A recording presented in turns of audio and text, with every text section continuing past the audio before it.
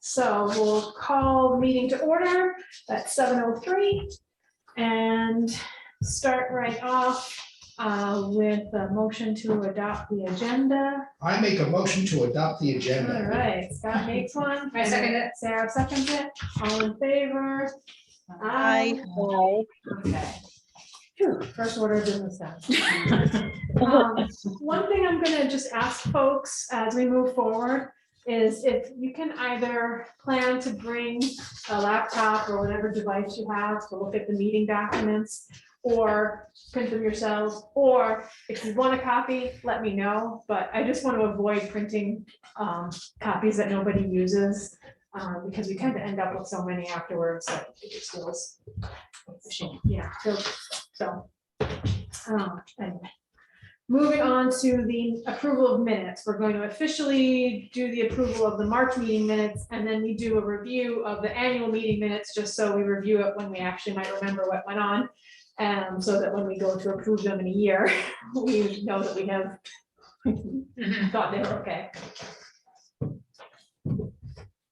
Everybody have a chance to look at the March meeting minutes?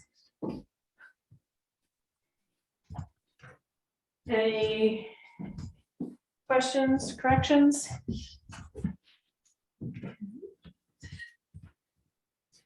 Scott doesn't believe he used a word. I did not characterize a bit as prohibitive. What would you like that to say? Big, Big? a lot. Any other word choice corrections or? Other than that, I thought they were well written and I had no problems. All right. With that change, do we have a motion to accept the March minutes? I make a motion to accept the March minutes. All right, thanks. I'm glad it wasn't prohibitive of you. And second, I would second that. thanks, Kim. All right, all in favor? Aye. Okay, motion carries. And then for the annual meeting minutes, did anybody have anything that they wanted to amend on those or correct before we tuck them away for a year? Okay, that we don't actually have to vote on because we're not voting on them yet, but just take a moment to make sure. So we do, okay.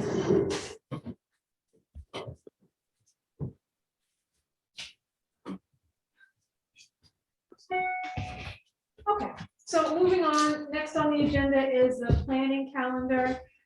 So just looking at that, coming up in May, one thing I want to alert everyone to is that the next Upper Hudson Core trustee training is coming up on May 3rd.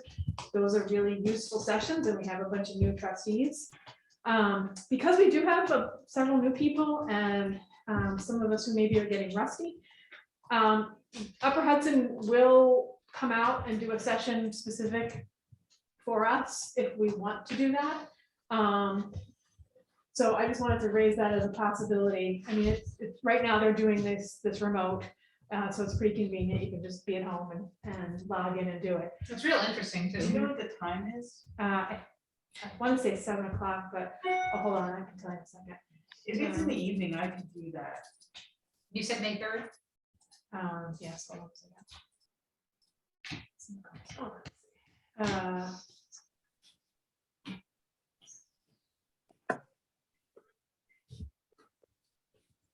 Oh, I guess I can read my own correspondence. Because as I now look at that, to see the next core trustee training, I see that they've changed the date to Monday, June 6th at 6:30 p.m. And they changed that because of school district library scheduling, so. I can definitely attend that. So we can go with the, it's 90 minutes, and there in the correspondence, there's a information on who you email to register for the session. Does anyone feel strongly about getting a refresher specific to us? I don't know, Patty and Ari, are you able to attend the June? I should be able to. Yeah, I should be able to do that. Great. Well, we can leave it at that for now. and Yeah, I see. just had a refresher. So. Okay, Wonderful, thank you. So you'll send us, you'll forward something to us with the info. It's in the documents, in the meeting documents, Oh, the okay. correspondence one has the Okay. info in there. So that was now for June. Also in May, coming up in May, we have the scholarship deadline, and then we'll have to be doing the selection. So I believe last year we just had all board members who were interested reviewing and voting on the scholarship. So we'll be coordinating that soon. It's also the month where camp directors are hired. I think that's already actually taken care of. They're all Jessica and Taylor are on board. And usually when the tent and the porta potties go up.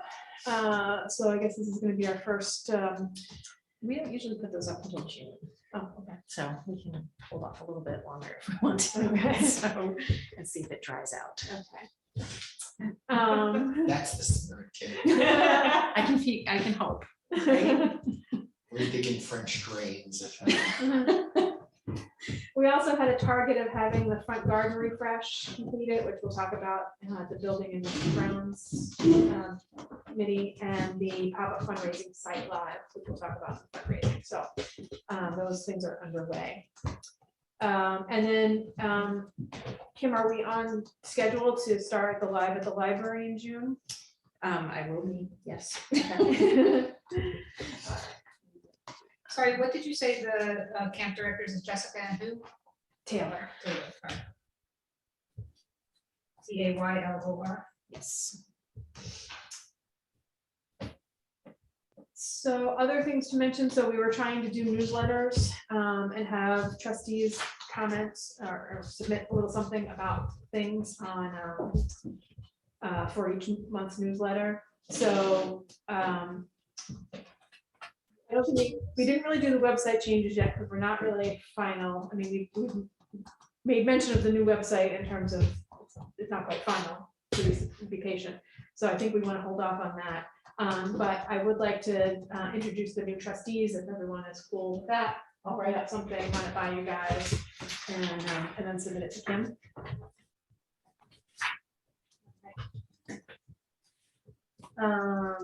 Good.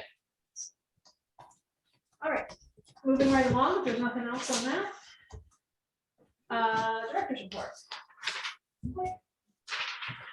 I'm just gonna piggyback off of what you said about getting in the newsletter planning. Hey. Hi, Ed. Yes, I'm asked. I Welcome. don't know what you guys can do that way. Nobody else is dependably 15 minutes late. So what I was hoping to do for the website, I would like to make it a little bit more uniform with our board member and also the staff. So I would like to be able to take pictures of everybody, like in front of, I want to do it in front of the stacks, and then get some kind of, we'll do bios and stuff as well, so. Where's my picture in front of the socket display? Not like my picture. I know, well, you want You for that really picture. take fabulous. photos. Yes, yes. I'm a natural. So if that's With the okay. Well Academy played. behind you, yes. So if that's okay with everybody, it would be great if, it doesn't have to be right now, but at some point during the next month or so, if you stop in, get a picture and go from there, that'd be great. Okay, so for upcoming programs, we have Lego Club, we have family movie night, game night, teen event next week. We are going to do Robin is going to do our travel journalist presentation. We just have to finalize that date because the date we chose, I realize, is on a board meeting night, so obviously can't do that at the same time. We also have book group coming up, and I'm going to be doing at least one more thing, but I'm not sure yet what, so I'm kind of waiting on that one. Our weekly programs, we have story time, Mahjong, and Dungeons and Dragons. They're all happening every week, and all are well attended at this point. Back in March and April, we had a great presentation by Diana Clark, which was recorded and is now, it is up on the YouTube website or a YouTube site, so anyone can watch it. it was fascinating. She was really, really great speaker and had a lot of good slides to go along with her presentation. We did have 7 adults in person and 6 adults virtual, so that was a good number for us. So, I mean, I would love to see more in person, but so be it. Lego Club has been going really, really well. We have now about 8 children who are coming regularly. They're loving it. And so we are doing it twice a month now instead of just once a month. And even when they know there are no games or prizes, they're still coming. So that was huge. So that was great. Is it mostly boys? Mostly boys. We had one, actually Kalani, Noe's daughter, was here and she wanted to This is be. the one that's 6 months old. No, No, Kalani's older. She's in grade school. So she was hoping for another girl to come, but they missed each other by a week. So hopefully we'll get some more kids going. But we did have a family game night, which had 3 kids and 2 adults. Again, Lego Club. The Easter party went really well. We had 80 children who actually signed up to do the raffle basket, which is how we kind of kept track of how many children there were. And for each child, there were at least 1 adult. So you can figure we had about 150 people, and plus our teenagers who were helping, which we had 6 teens altogether who were giving a hand. 1, 2. Yeah, about 6 or 7. So that was a great number. So thank you so much to the Girl Scouts and to all the other kids who just decided they wanted to come in and give a hand, which was great. It was really nice Yeah, to see. did a good job. I came in, there was like nothing to do to set up. They had done the setup. Yeah, they did pretty good. So, And those numbers were after we rescheduled from Saturday to Oh, Friday. yeah. It's kind of, Yeah, that's I pretty great. thought that was gonna have a bigger impact. Yeah, no, it seemed like everybody was able to come, so it was good. And we did raise $150 with the raffle basket, which we need to think about doing again next time or doing it for a longer amount of time, because we did have people who were like, wait a minute, I want to get in on this. So, but the woman who won was very happy, and the little guy who won the raffle for the kids, which is a thank you to the Dollar Tree, because they donated all of that stuff. That was another great thing. And then for the adult Dollar basket, Tree or Dollar General? sorry, Dollar General. Yeah, Dollar General. Too many dollar stores. And none of them cost $1. Yeah, right. And then we also need to just say thanks to Balderdash Wines and Four Fat Fowl and Norte and Dave's. I sent them, thank you. Oh, you did great. I Oh, awesome. didn't do Dollar General though, because I didn't know about that one, so. Oh, okay, I yeah, found out. they donated all of the stuff to Dollar General. So that was a great help for us for all of them doing that stuff. It seems to me that we have a good book group going. We had 5 people last time, including a new member who just came. Oh, 6 people. Yeah. Whoa. Never mind. Oh, no, wait, I have 5 in person and 1 virtual. Great. Oh, that's correct. yes. Okay. We count virtual people. Yes, we do. They're not robots or They're anything. like So. phantasms.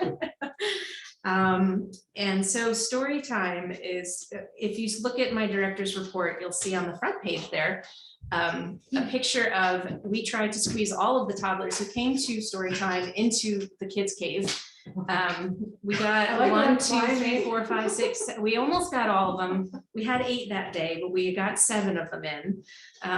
Look Plus, at you too. so and again, makes plus up me for it. too, right? So if this isn't proof of why we need a bigger kid space, I don't know what is. But we actually have a great group of toddlers who are coming to story time right now.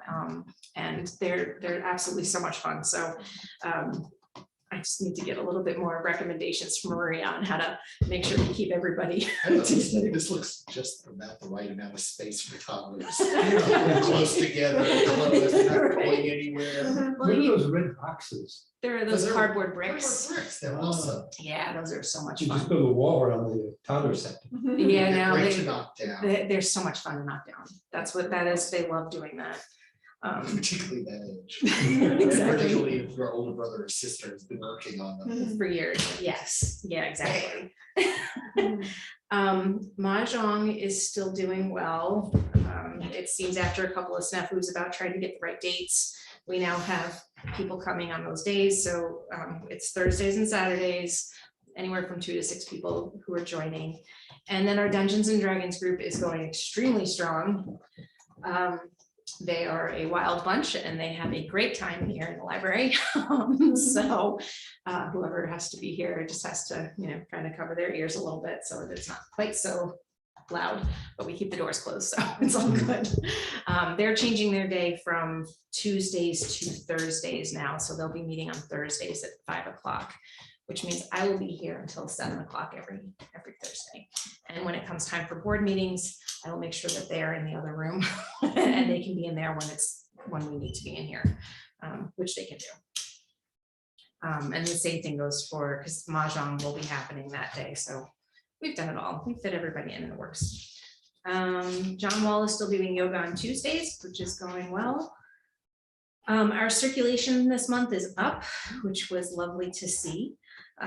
We have, I don't remember what the exact totals were, but circulation was up 800 from 840 or to 840 from 680 last month. So it's nice because everything's starting to come up again, where we actually had quite a few more visits from between February and March. So in February, 308 people to 419, so over 100. So yeah, it was great. It's nice to see. And I think that the days are getting busier and the programs are starting to get more active. And so it's getting much busier.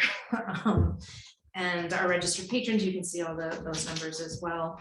I realized that I would love to see my goal of 900, like getting to 900 somehow, like maybe even showing this and saying, we got to get more people here. Put a thermometer from the movie. Yeah, right. I was thinking about that. You can see what I added to the collection this month. So just those are just your basic numbers there, but so our annual report has been submitted officially to New York State. Fingers crossed we don't hear anything back from them and I don't have to do another thing for that thing, so hopefully it will be done. Like I said, the numbers of the library, it's getting busy. We are definitely, like yesterday, I think we had almost 30 people here in one day, which is a lot for us, so that was great.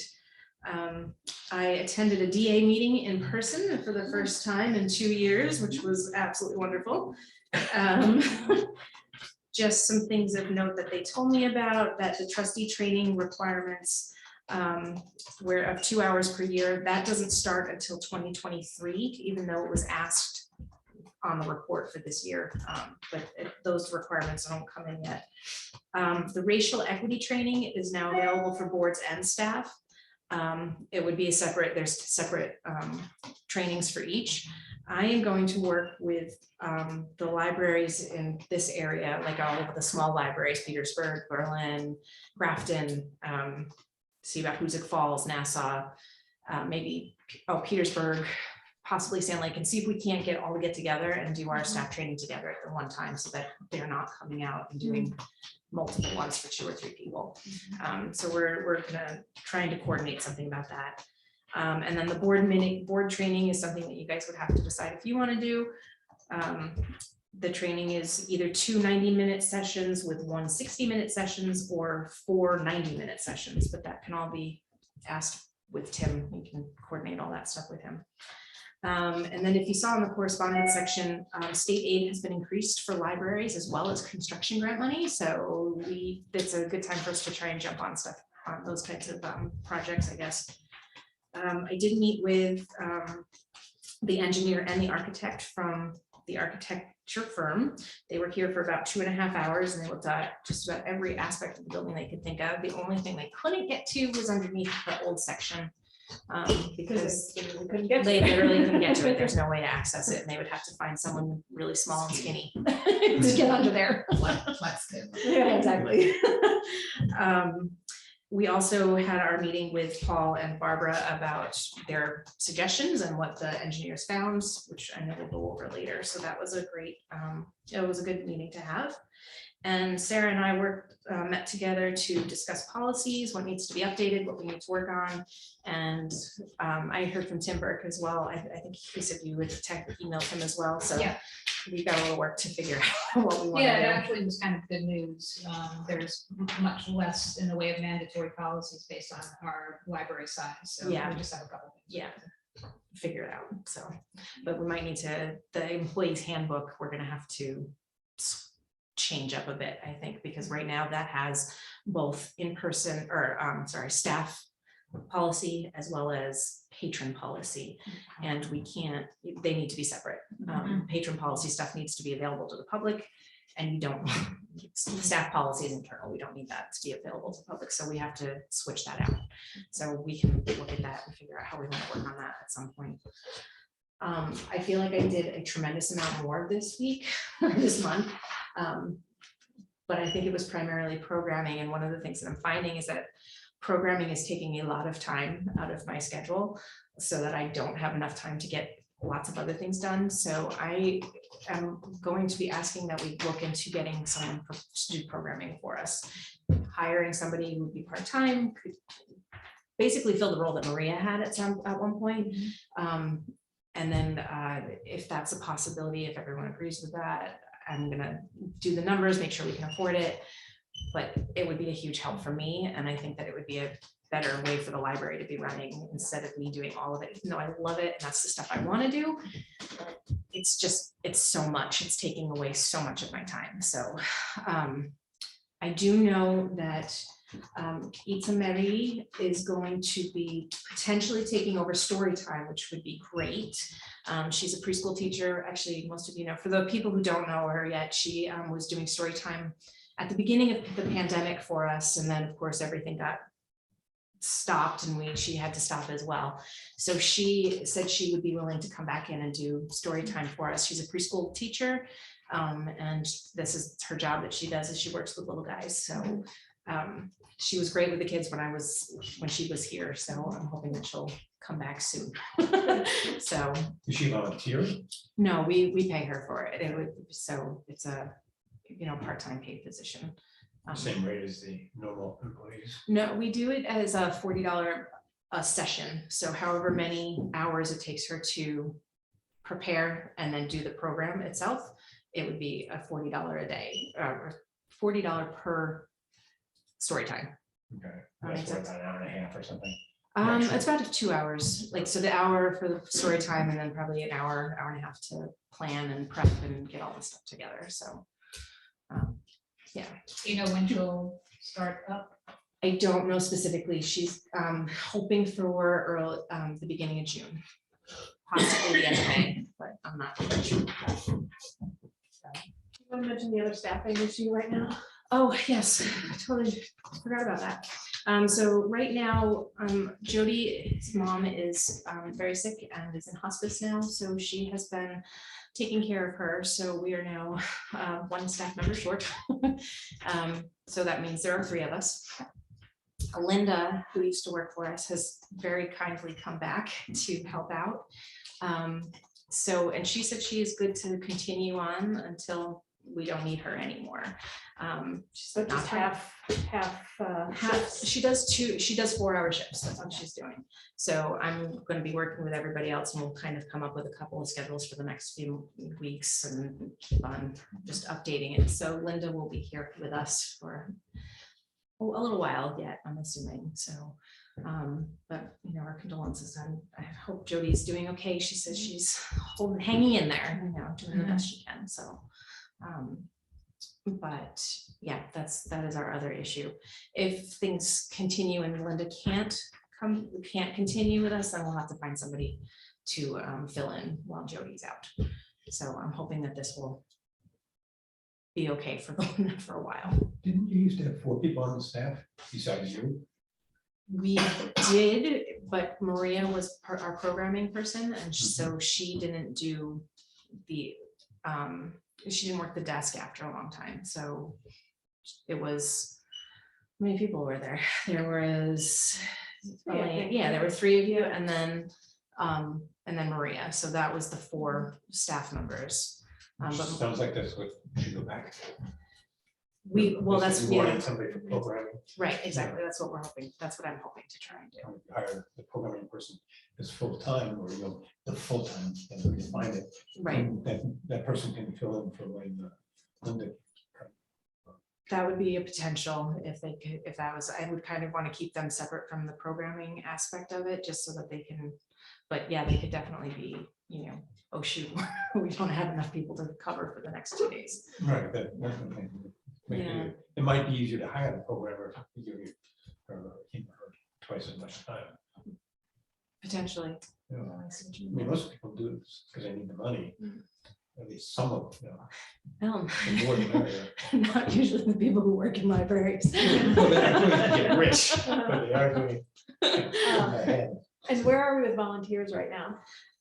Right now, Richard is the only one who's volunteering. But actually, we can start getting that now that we're back to normal. I don't know why I didn't think of that, but yes, we can definitely start. I did ask, there have been some teens who are,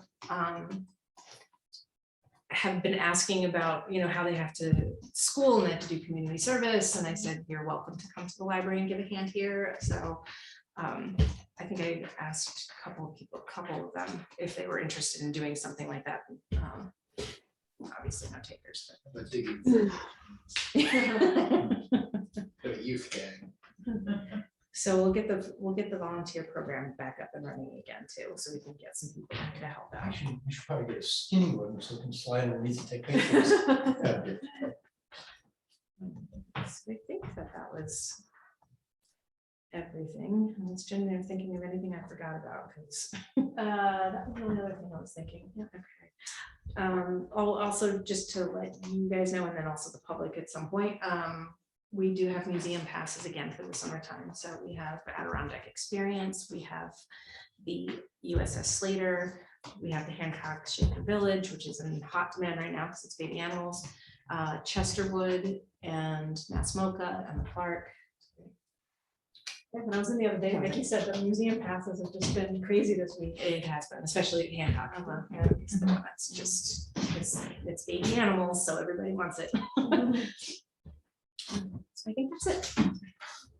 Any other questions for Ken? Nope. So Melanie's not here tonight. She's on vacation. So she did submit the report though, which people can take a look at, see if they have any questions or concerns, comments. Basically, it looks like things are going as planned and well financially.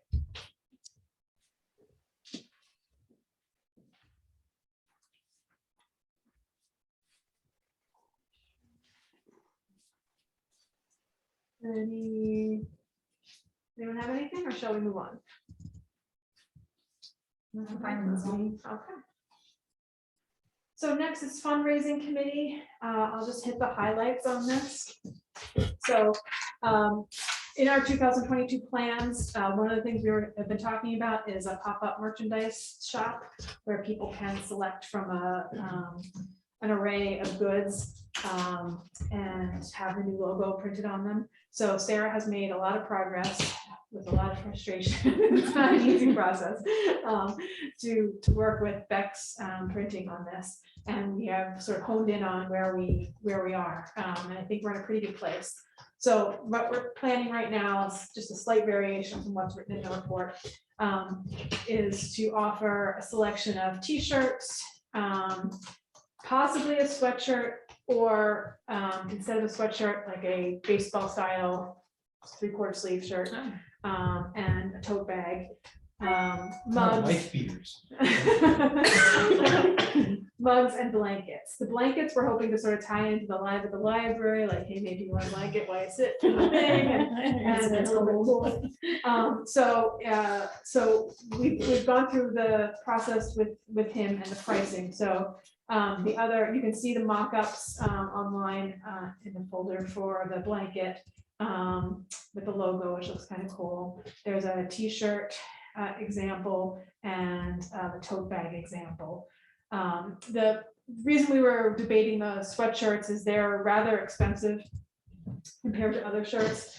we're moving into the non-sweatshirt time of year perhaps, and so we And Jen got. and I just prefer the baseball shirt. So you'll sell 2 of them if you do those instead. So if anybody has any thoughts on sweatshirt hoodies versus. Question about the blanket. Yeah, Is the picture that we see, is that the way the logo would be on it, or would the logo go across the, is that how it? so I think it's positioned to line up. I don't think it's exactly lined up on that, to line up with the edge, parallel to the edge. Were you thinking it should go diagonal to the In edge? the corner? Oh. Yeah. Mhm. Yeah, I have a We couple, can I ask have about that. I have one from a chocolate place out in Pennsylvania, and then I have a WAFC one, and it's, so when you fold it, if you fold it so that there's that, the corner goes like, the little goes across, so it looks a little like, So it's diagonal, is that what you're? yeah, like in this kidding? picture, Uh-huh. you would sort of pull this, like, pull it up so that if you left the blanket the way it was, the Stephentown logo would be, So it would be like Straight. this, so the library, yeah. here's the blanket and then Yeah. it would be a. But I mean, that's will tell you what. Yeah. you know. So does that mean you've purchased 2 blankets? Is this gonna be a good seller? That's what we're trying So to. yeah, determine. so I have a couple WAMC ones just because, what are you gonna get for your Uh-huh. donation? And I have a chocolate one because we went to Pennsylvania in August and it was like 50 degrees. So- Was it a Hershey's? No, it's Wilbur's, yeah. Well, it's good to get some feedback though, that somebody has bought blankets from. Yeah, So, and then it maybe Yeah. ties into the, And have they're some on great to have hand, in when the it's a cool car. evening at the. Yeah, no, they're great, have Okay. for exactly that kind of thing. Mhm. And, I think they're gonna go well. yeah, and it's really, it's pretty, it looks really nice, so. So there's a spreadsheet for you to look at as well. This might not make a lot of sense if you're not inside my brain. Basically what I wanted to look at was, sort of what's our risk at this. So there's a minimum for the combined for t-shirts, sweatshirts or whatever shirts and tote bags of 36 items to be sold. So what I figured was if we didn't sell anything online and we had to buy 36 items, which we would probably buy 36 tote bags based on what we've talked about before, what would our risk be? And then the mugs and then the blankets each have their own separate thing. So sort of, worst case scenario, which I think is absolutely not likely whatsoever, just because I assume all of us trustees will purchase things, is, You know what they say about assuming. that basically we'd be talking about $1,700 worth of merchandise that we would be on the hook for. Best case scenario, or what I think is a reasonable scenario, even for what we would sell, is that we would make $700. So I think we would probably meet our original goal, which is like 600 for this. If not, our sort of revised goal of 450. And even if we're on the hook for that money, we still over time will Could sell it, those, yes, right? yeah, So it's not yeah. like, oh, we Right. just lost this one. Exactly. We would just have to then still sell them. Is there a maximum number that we can sell? No, I don't think so. I think No, we can no, sell so them. There's a I mean, minimum you would because of order, the- right, you would take orders and then they would. Yes, so, yeah, so we have this Right. open for so many weeks, people would order, then they print and deliver. Yeah. And We're then, just on the hook for the minimums. So there's a minimum commitment essentially of $1,700. essentially, Why are the tote bags $30? because they're really nice. Are they like real library, They're, like the old Upper Hudson bags? I don't know what the old upper ones are. Oh. but So we went we with- have it here, I'll show you. yeah, Oh, yeah, okay, yep. Ooh, those are nice. They just look a little bit nicer than like the plain Just a campus. plain white, yeah. And we thought not to go on about those baseball shirts. We could do Black sleeves and, Kind of sets the logo off Yeah. a little bit more and everything. so it looks sort of like this. So what I think we need to do tonight is, what did I say earlier? Like make a motion to approve. Moving forward. To move forward with this, up to committing to a maximum of, 1,700. yeah, I mean, let's if we could, yeah, in case my math isn't correct exactly. So I want to say 1,800 because just to make sure that it all works out that way. So I'll Go ahead. make the motion. Have you spoken to anyone about whether they'd be interested in buying other than ourselves? We're both using it, basing it on what we've done before, you know, like that we've. People So have my next purchased. question is, how is this going to differ from our last experience, which wasn't such a good one with respect to hats and otherwise?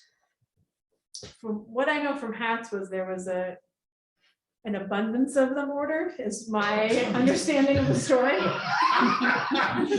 I'm seriously asking, just. No, I'm seriously asking, Yeah, I'm here, You're the this is most hearsay, good but I hats. understood that there was. So the mug sold really well. Okay, that's good, that's Mugs, good mugs news. sold well. T-shirts always sell well as well. Don't we always have the wrong size? Well, that's This where one this has changes. Yeah, This is a solves better that model. problem. Yeah. Right. Yeah. You said that the totes. The always tote sold bags well. sold really well. The only concern I have is that the expense of the nicer totes, which I do like a lot. I think people would buy the totes when they were less expensive, because they would just be like, you know, small. So that was the only thing, because I know we did sell those, all of the old ones, like the very first logo that the library ever had. I think we sold those for $5. So that would be my only concern is those, but the shirts usually sell well. I mean, we don't have a whole lot of extra stuff except for the odd sizes that nobody had.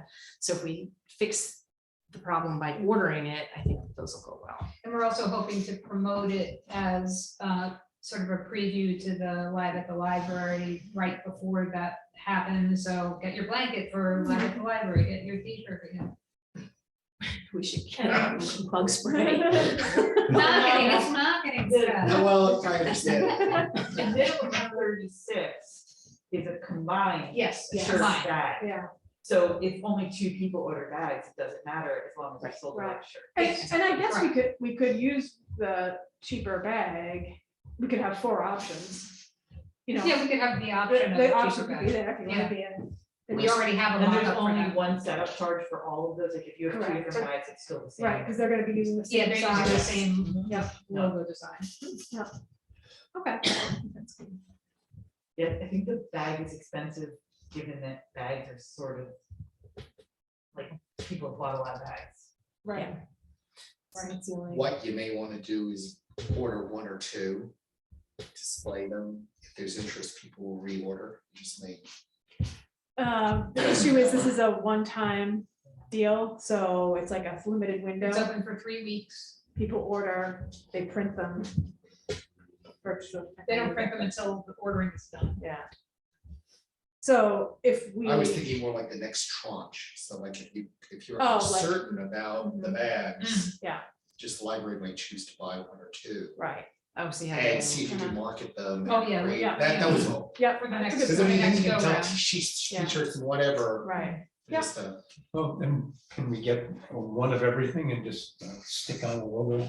Sort of see what they're getting, because that might, you know, something more tangible might get them interested. Actually, I like that. Vets will usually do samples No, with your because I think logo it's on it, kind of like, because you've got to do the whole setup. and yeah, everything. exactly. Well, I wasn't thinking making a sample, I was thinking just getting the blank bag.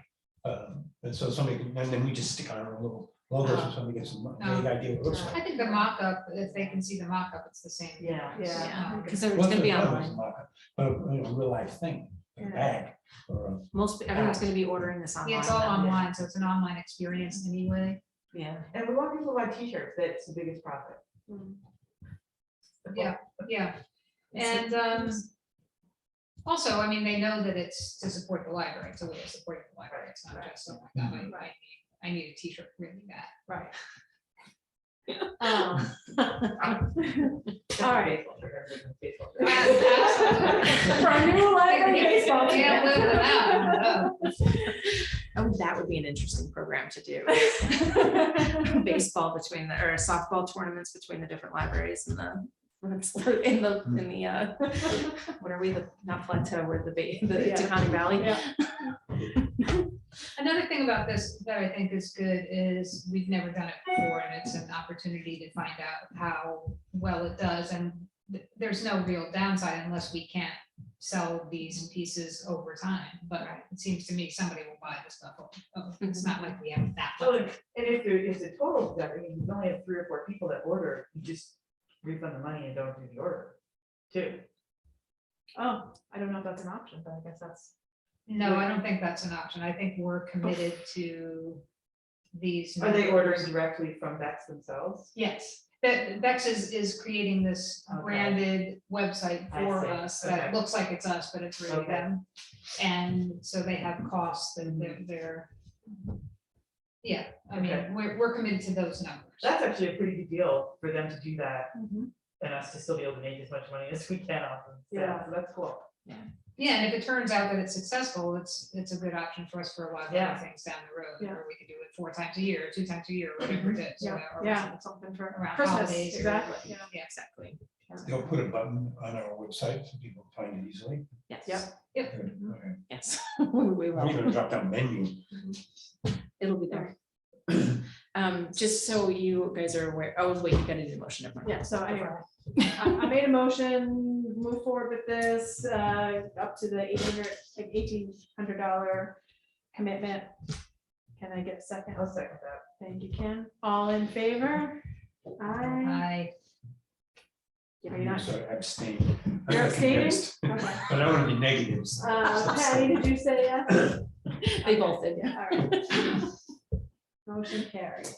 Okay. In terms of the branding and the marketing, I got the magnets that I said I would order and they look terrible. So I'm not happy and I'm gonna be calling Vistaprint and we're gonna be making, just so everyone's aware. But if you want to see how I don't like them, you're welcome to. take a And where look did at these them. come from? Vistaprint, they just, they didn't, it's supposed to have a blue border and then the orange and then a little bit of a black, and the proof that they sent me or that I have is nothing like that. So They I, should, they're usually pretty good about it. yeah, they're on my to-do Yeah. call and complain list. But just so y'all know that it did happen, that's very good.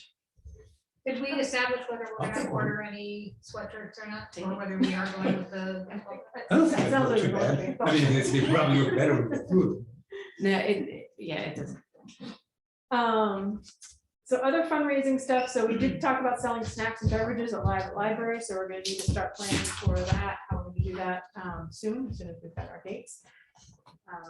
And nothing to say on annual appeal, projects, fundraising, nothing. Okay, so other thing to mention, so 75th anniversary event. I honestly can't remember exactly what we talked about in our last meeting. But we're starting to come up with a plan to see if this would be a worthwhile fundraising opportunity.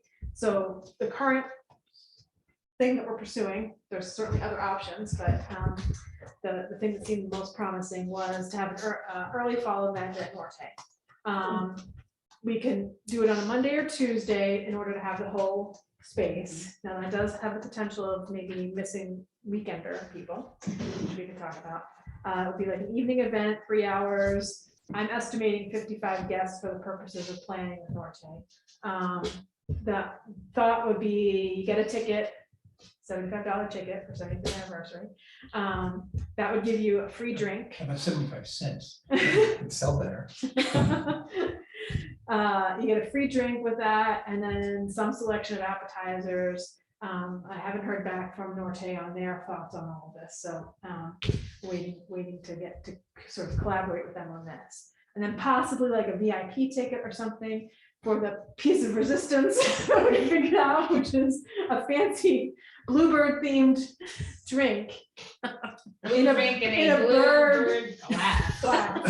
Which we, well, Jen found online. Thank God. Found the for bird that. glass. Yeah, yeah.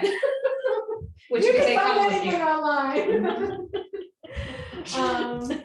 And there would be music, which we're investigating some options for that. So when we talked to Melanie at Norte, she was very open to the idea, but in a completely general and non-specific way. And she put us in contact with Jared, the manager. So I've been exchanging some emails with him and waiting to hear back for some actual specifics and what they're thinking in terms of what they might or might not charge us to do that. So our goal for that was like $2,000. So I have a bunch of calculations in a Oh. spreadsheet, but I Yeah, don't know so- if that's gonna be at all reasonable at this point, so a lot up in the air. It seems to me that just because people like North, I mean, it's a very popular place, the food's really good. It's no skin off their back because it's an off day, so well, if anything, they'll make money on an off day. And it's really local, Easy for people to pop in after work or and something. those blue drinks. I'm telling you. And if we can get some good entertainment. So that planning is happening. They should be able to find some mariachis, no? Oh, yeah, Yeah, no question about it. I don't think, I mean,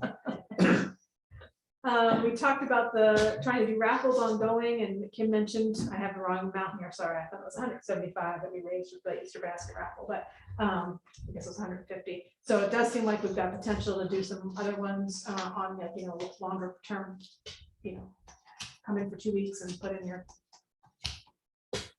that ticket for the raffle. So we're working on that. And go from there. So any comments or questions? Anybody want to see the blue drink? I'll send you a link.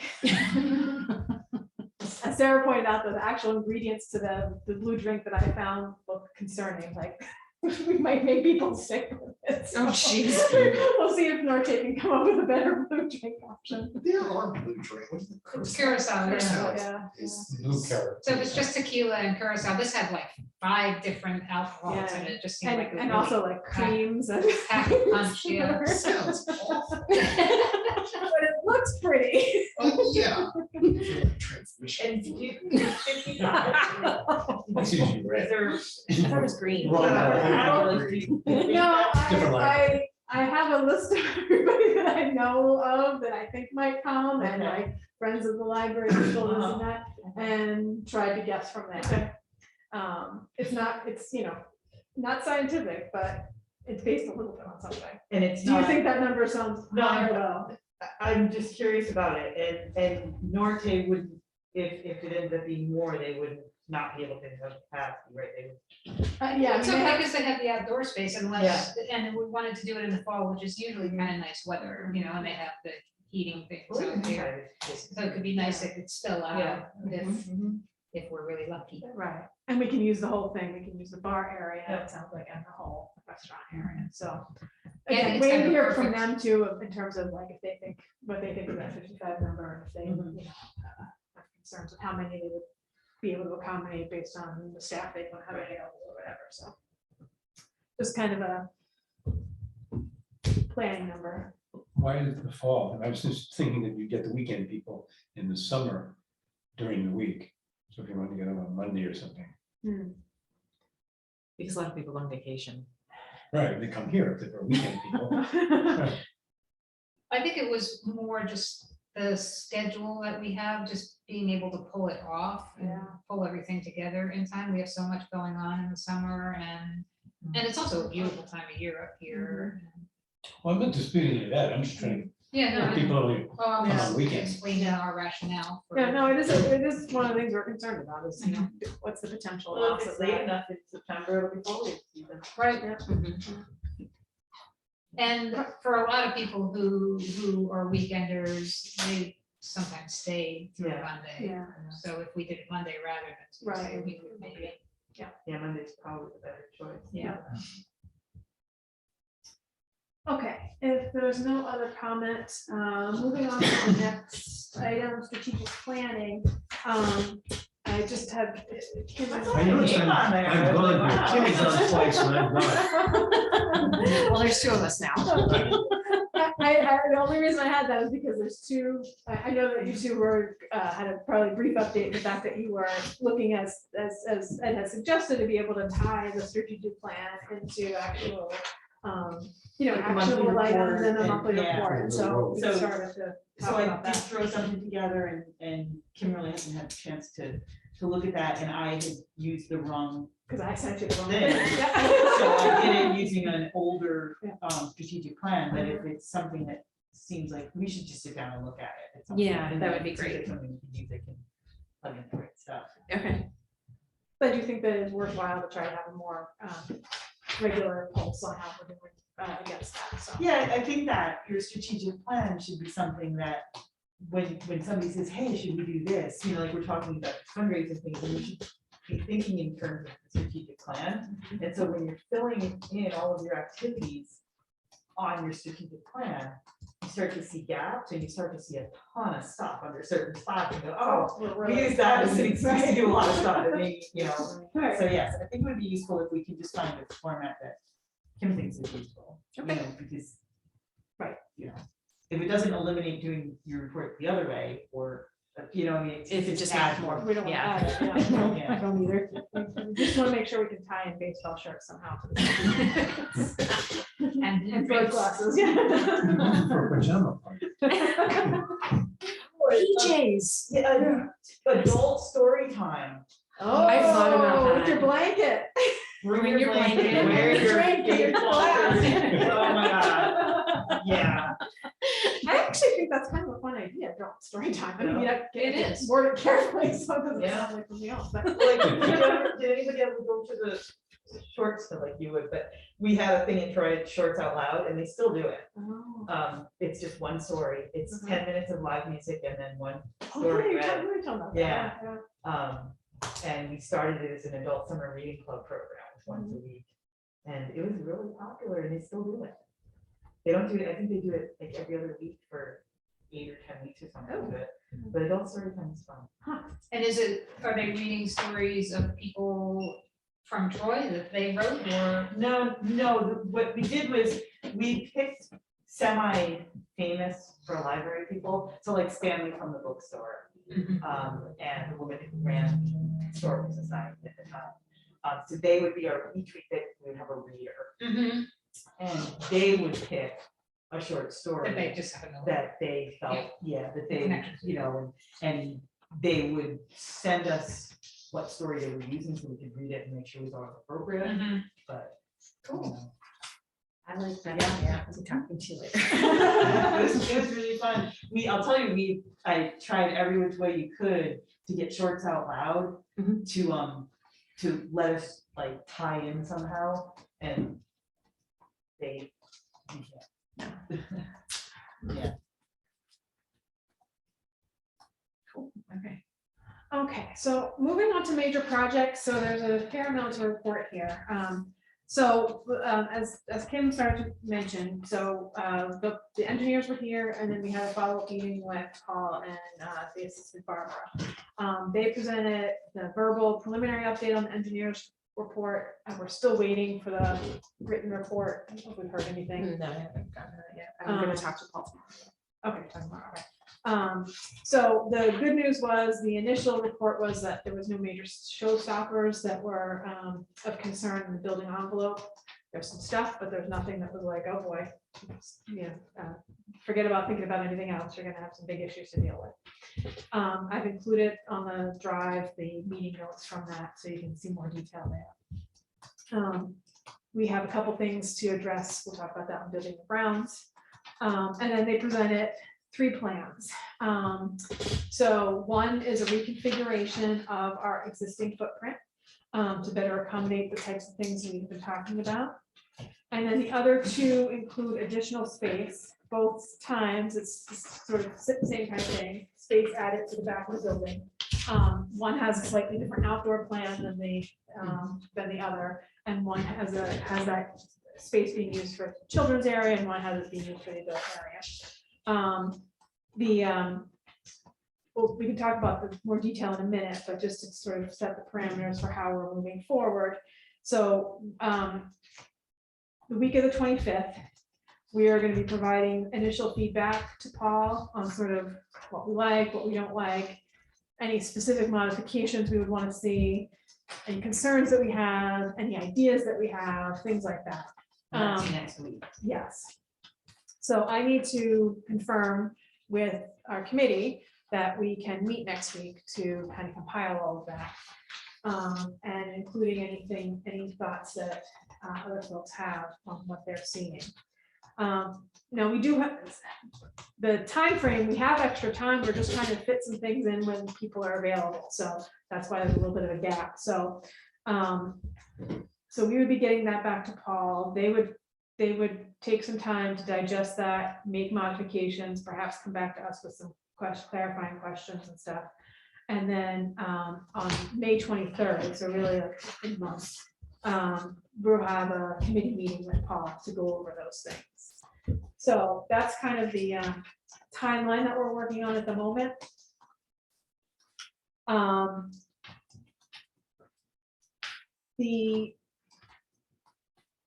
Let's see. So the meeting minutes are included. I don't, if anyone has any questions they want to talk or specific things they want to touch on that, we can do that. I'll mention a couple things, which is that there's some roof, the roof on the original building. Part of that needs to be addressed in the next 3 to 5 years. And they have some suggestions around that. Part of any of the plans, existing footprint or additions, include changes to that part of the building. So presumably the idea would, or the goal, the idea would be to try to tie that work all together at that same point. Similarly, that lack of crawl space that was mentioned is something that if we're addressing something like that, then we would use that opportunity to do that. They were not as concerned with the weight issue because of the solutions they're proposing and also sort of the longer term effect. It's not, the building's not going to collapse. Right. So that has started to been discussed. And then the other thing to know is if we move forward with a larger plan that expands the building, we have issues to consider around code, around restrooms. So there would be an additional restroom required at that point. So there are some things to know that would have to be addressed with the expansion that might not have to, would not have to be addressed if we just use our existing footprint. So Now, with the existing footprint, is the bathroom still too small though? Technically, yes, but it's. But It's it doesn't have not to be from use, addressed. but it's pre-existing, so nothing has to be done. So once you change the footprint, Right, then, and then then you you have to update. so the code. if you do that, then now it would be 2, but they have to actually, you have to. Or would this one still be okay? I think they would have to, well, the plans are, they put them in different spots for Okay, each so yeah, one, so so. they both have So the options that have the expansion, the size that they're basically talking about is about a 30 by 30 addition onto the back of the building, and that would be on a slab. And they have added on additional outdoor space in those scenarios as well, which would give us additional sort of programming space and things for things like live at the library and things like that.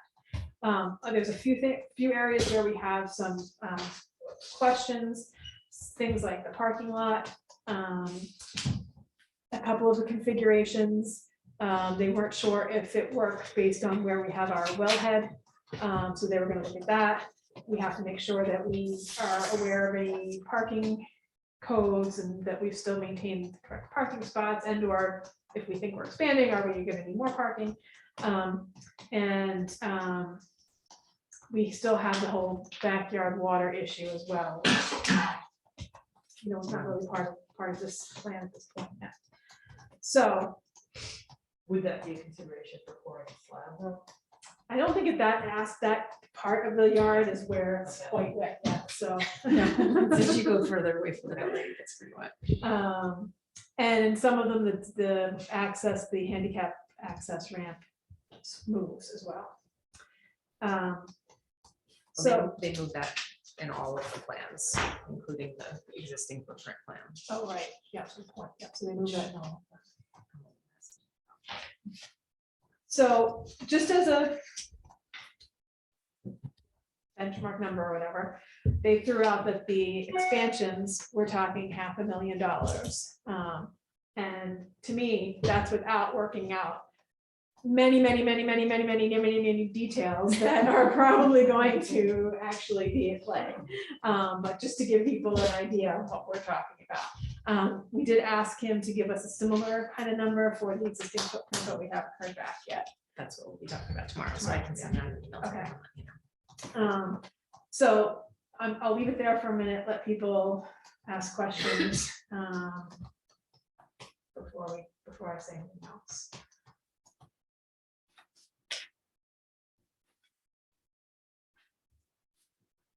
Listen, I still think it would be a good idea to move the reception area to the original entrance area. That would, especially in the case of this, the existing footprint, that would have the staff watching the door, watching the children's area, if they think this is the children's area. And it would give us more flexibility over here to have more bigger space.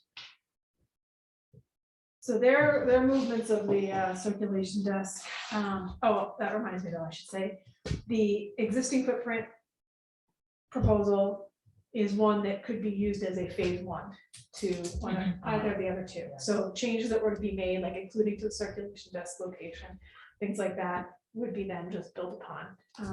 And it would also be a like sequentially allow us to Move the kids move up front. things, yeah, and Build then, the space, move the kids. yeah, If we went.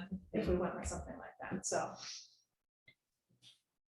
So one of the goals or the things that that has always been an issue with this building is that no one knows which entrance to use. Mhm. So one of the goals that they had was to try and make it very obvious that that's the main entrance and that the other entrance is not really to be used. They're, in these plans, they're looking at it as more of a, like using that as emergency exit, you know, not the main entrance. I don't know how realistic that is. I don't know whether or not we can really say that that's gonna, if we move all of this stuff to where the lobby is, making the lobby a little bit bigger. Because I know I still use that door all the time. I don't know if I, you know, my concern was with the kids' room, having the kids' room have access to the outdoor, but it would be alarmed, is what, you know, that at least their ideas of it would be alarmed. If we were to move the circulation desk into the old part of the building, right now, if you look at the plan, the circulation desk being moved to where they have it on here, it's in the middle. It can, they can see everything that's going on. Everybody can, you know, it. And they there's have a- glass partitions as well. Yeah, That's that's so another. that you can see. No, I mean, that is the downside to what I was suggesting. But I'm thinking, you know, this entrance here could become a reading room. It could be opened up the way, that way sometimes we want lots of glass, lots of sun. You could put that there, so the existing entrance, you know, it would- And then, because this wall here, I don't know what they assess that as being structural and bearing, or whether it's something we could actually pull out. Well, they're talking about taking this wall down and making this into a kitchenette, Yeah, I saw that. this which I think is a nice meeting idea. room, so. I don't know that, so two reasons. One is that if we were to make it so that that's the main entrance where the old section is, you're walking a lot further across the parking lot to get to the main entrance. The second thing would be if we were to, you know, the handicap spot is, I know we did it because that was the existing space and it was like the easiest thing for us to do, but to have the handicap space in front of the building where it's accessible to more people and you don't have to drive, and there's only one handicap parking spot at this point. So if we even have two people who have trouble walking up the ramp, they're gonna have to walk, they have to walk around their car and then up to the ramp. Whereas if it's here, they're walking less to get to the ramp to get up to the building. So that would be one of the reasons that I would say, you know, trying to get the handicap ramp so that it's more accessible to the public. Plus, our handicap ramp apparently isn't up to code. Yes, Much sense. the railings I think are not at the right height, and there was something else, I don't remember what he said. And we could do it not up to code because we were grandfathered in. It was an old building, and that's just the way it had to work. So That's one of the things I'm thinking, if these handicap ramps are expensive, if we could keep using the one that we have, not have to add any other, if the entrance were over there. Yeah, it makes it harder though in terms of, I know that we've had issues with people who have a hard time getting, like, I look at one of our patrons who uses the ramp because she can't do the stairs. And it's like she has to walk a tremendous amount in order to just get to the ramp. Right. So it makes it harder. So if we can make it easier, more accessible, then I think we would have a better outcome for our, especially the older folks who need the help. And honestly, there are, families who are like trying to get their kids up in the strollers and, so there's definitely, a good reason to have it be in a more central location. That's what I think. So what, I'm using the supervision of the children's room. If you have, I'm looking at the thing, we're not gonna spend $500,000 on anytime soon. So using the existing footprint, that's a stepping stone or whatever. The last thing you want is the circulation next to the one quiet room. I mean, that's always been one of my concerns with the library. It doesn't have any quiet space. And so right now, what they want to have is a staff area in the quiet reading room. That's And just a that is the closet. noisiest place in the whole. No, staff But so area is is a the, closet. The circulation desk is going to be right next to the quiet reading room. Yeah, but there would be some partitions of some kind to make it so that that's a That's closed all off partitioned section. out. The- Yeah, I honestly, actually went down to the Kinderhook Library and saw what they did, and it was absolutely gorgeous. The only thing I did not like were the glass partitions in the building. I thought they were ugly and they did not fit the rest of the building. It was like there was just this, I understood why they did it and where they did it, but it did not fit with the rest of the rest of the building. They had these beautiful, like they took the architecture of the windows and they made that everywhere. It was really, really nice. And I had a couple of other issues that I wanted to go over with him and let you all know about, because they downsized their collection tremendously, especially for the children. I was like, this is, there's barely any books for kids. I mean, there's books, but there's nothing like what we have. And, it is. Was there rationale for doing it to make the Probably- changes to the cosmetic changes to the? Probably, I don't know. I have to talk to Paul and find out, because I'm gonna ask him tomorrow. Actually, that's why one of the reasons we're talking to. So, it's just, and they didn't, in that children's room, they also didn't have a space where you could gather all of these kids together for a story time. So I don't know where they did their story time. So there were some issues that I had with that. So, that could have just also been the library director who said, this is the way it's gonna be. Ultimately, these guys are experts. They sort of understand the stuff. Our job is to identify our needs Right. and then have them design around it. So that if the Kinderhook layout doesn't work for you, then we'll figure out what works for us. So Right, well, that's, and I mean, some of these doorway areas are big enough that we can put in some kind of a door that cuts things off, closes it off. We get to those hanging pieces of plastic that they use in the freezer rooms. Freezer. You can see through The kids would love that. them. Yeah, well, right there, you just increase your usage. It's like a car wash. Exactly. That could be a story You don't time. need to heat the rooms. It's awesome. It's gonna run back and forth. Well, Paul was very interested in the main entrance from an architectural standpoint. Right. I don't necessarily share his view on that, but saying that, if you take a look at what they've suggested, you've got access to the community room, which is segregated, which sort of makes sense. You've got the ramp going up that way, so there's access to the community room, which makes sense. It is a central location. But couldn't you put the ramp over here and have them come in the side door if you want people just to go to the community room? Well, but Then here, we need to. there's Then we need access to to. both the main Oh, library yeah. and the community room at the same time. Yeah. Which, rather than if you moved it to the old wing, you get to the problem we had, not that should guide what we did, but It's still. yeah, they have It's to a come through the problem, yeah, library. it's a It's a problem, problem. So I mean, Well, that's what I'm saying, if you had another ramp over here, we need one anyway. we already but then they talked about couldn't that. come into the Yeah. library if there's a program in here, sort of either or. Oh, no, I'm saying, you put the, the entrance over here, but then put a secondary entrance on this side. And that gives you the secondary fire escape, it gives you a whole bunch of things. yeah, I mean, all of this, all of these things are to discuss with the architect. I think. I know this is my last chance. to Well, throw in my 2 cents. actually, that's not the case. So if you have strong feelings, you're cordially invited to become an active member of the Peanut gallery. peanut gallery. I think the major issue we have is, rather than some of the details, is like just thinking about, there's a very, very large financial commitment Yeah. in these various proposals at the back end. Yep.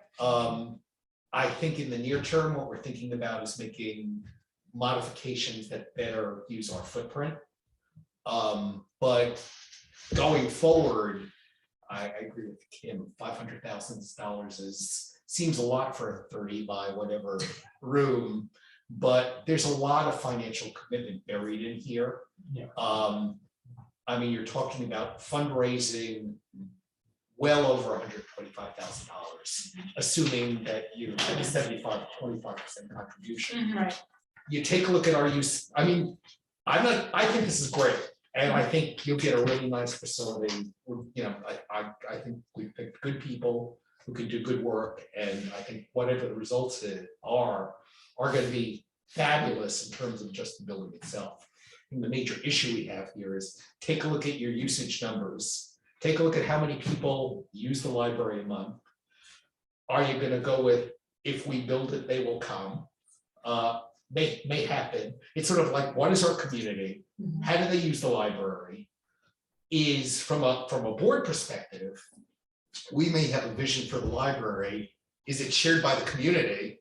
So like, if you decide to undertake this kind of large capital construction commitment, are you gonna have a spanking fabulous new facility that is currently used by the same number of people where you really don't need this? Although it would be fabulous. So I think those are the real issues. Near term, I think we work with them and say, how do we make footprint better?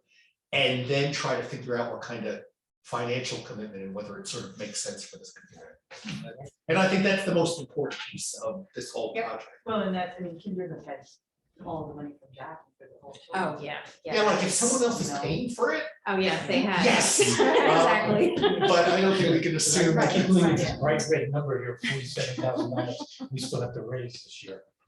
Excuse me, $40,000. We have to raise? No, Well, yeah, That's left to earn. is how she put it. That's, but it's Oh. planned. that, I would Yeah. pay no attention to the red. That's not real red. It looks red, but it's not.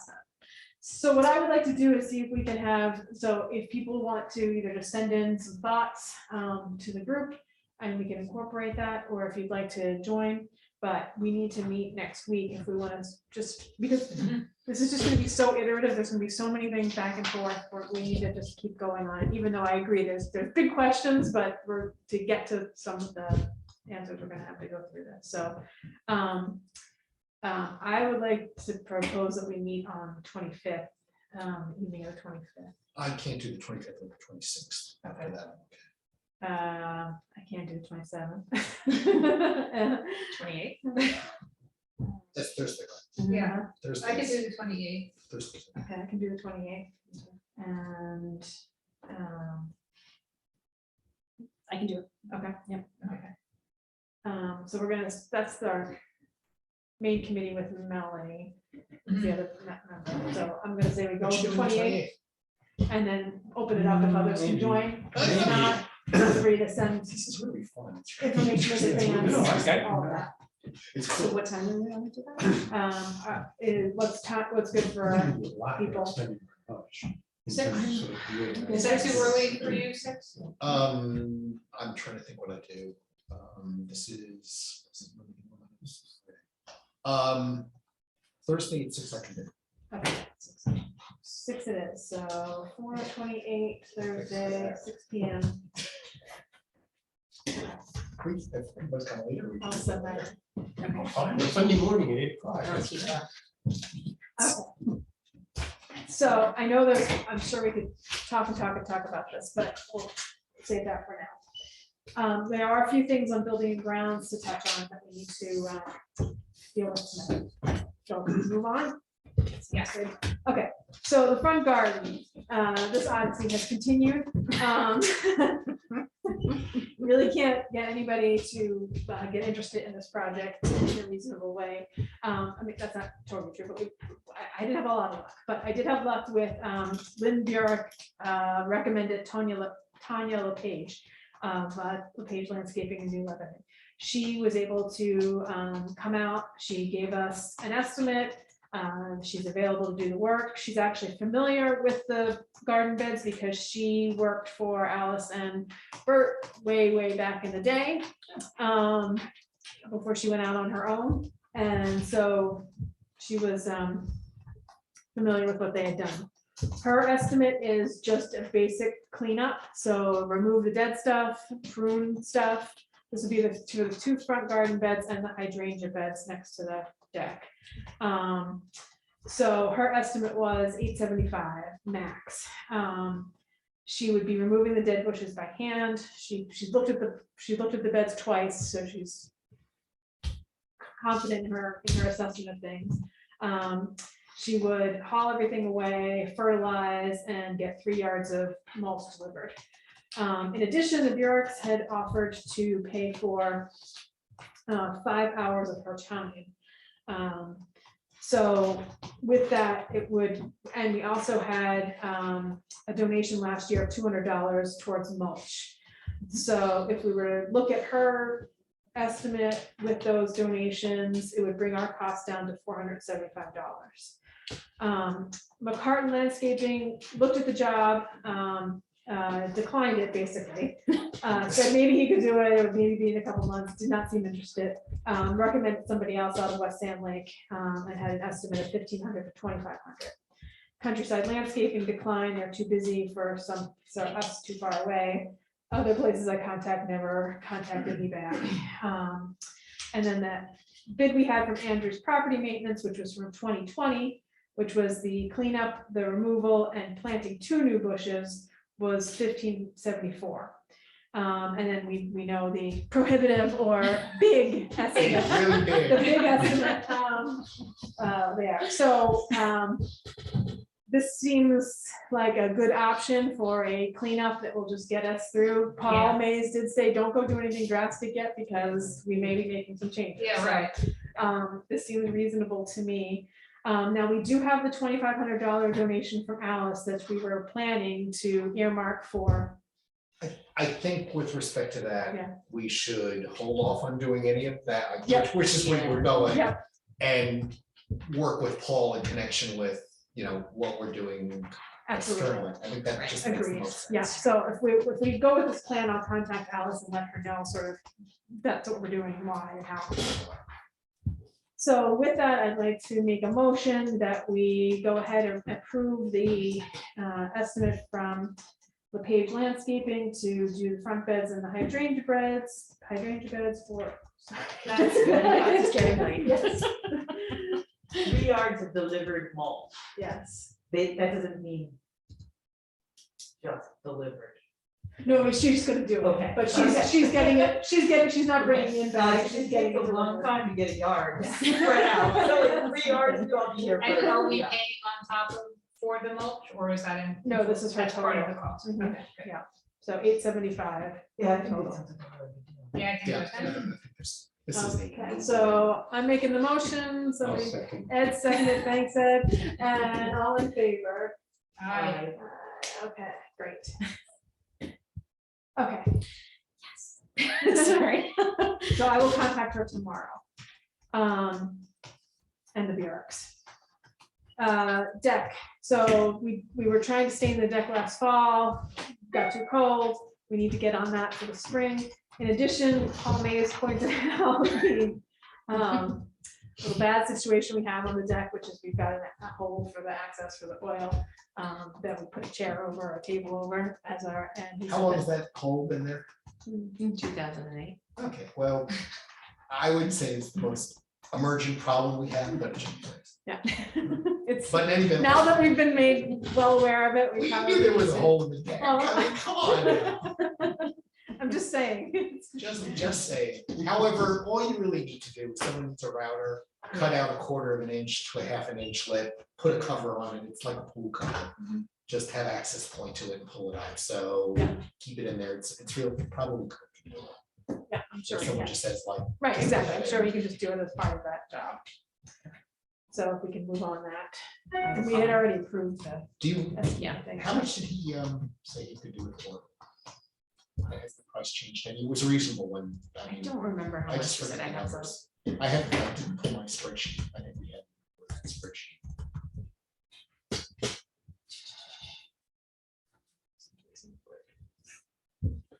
On the subject of, while you look for that, tree removal, so I believe we're still waiting for the actual estimates. I have one from Kevin Holden. Okay. Shoot, and it's actually out in my car. I can go send all look at it for me. Because I had to write it down when we were driving and I wrote it down really quickly when I talked to him. I do that all the time. It was probably And it not. falls the under the smartest chair thing and to you can't find it. Proposal. To Ed's point regarding stump removal, we do know we need to consider that at some point, but we're gonna just kind of wait and see how the master plan relates to any front parking lot gardens and address that point. In the meantime, the kids, it looked like they had a grand time chalking the stumps. during the street party. They looked very colorful when I came back, so. Can we back up just for 1 second? You had said at the beginning, we tried to sand the deck last fall and then you moved on to the hole in the deck. Oh, so we're gonna, yeah, We are planning to. yeah, we gotta do it this spring. Okay, Yeah. so that was the end of that. thought. Yeah. And having the same guy try to, Okay. With the. full cover like. Yeah. And what is that guy's name? Kirk Mitchell. Kurt, okay.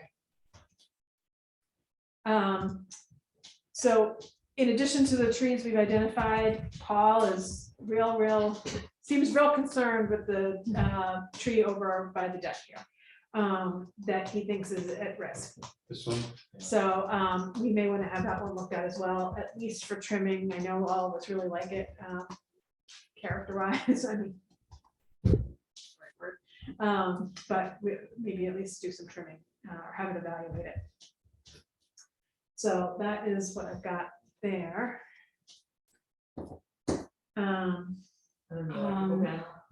Just on hold until we see what's happening with the community. So it looks like Kirk's bid for staining, power washing and staining the decks and the steps, so both sets of steps, was $1128. I don't know if that would change anything because of the time and, you know, supplies and all that other stuff, so I can probably work that. I'm assuming, because it was a year ago that we, Yeah. it was Everything October more 21. expensive now. It was October, so. Yeah, we should see if he would honor it since Because he we're just kind of ran out poor of time. library. Well, we didn't cancel the work or anything. He just couldn't get to it. He just didn't get to it, Yeah. that's amazing, well, Yeah. He might. especially if you're gonna add the cover of the whole thing, so it's gonna have an additional Right. opportunity to make money. We're throwing in the 12 by 12. Wait, there's more. Okay, I'll get in touch with them and see what he says. Okay, thank you, Kim. Okay, so that's building and grounds, brand and marketing.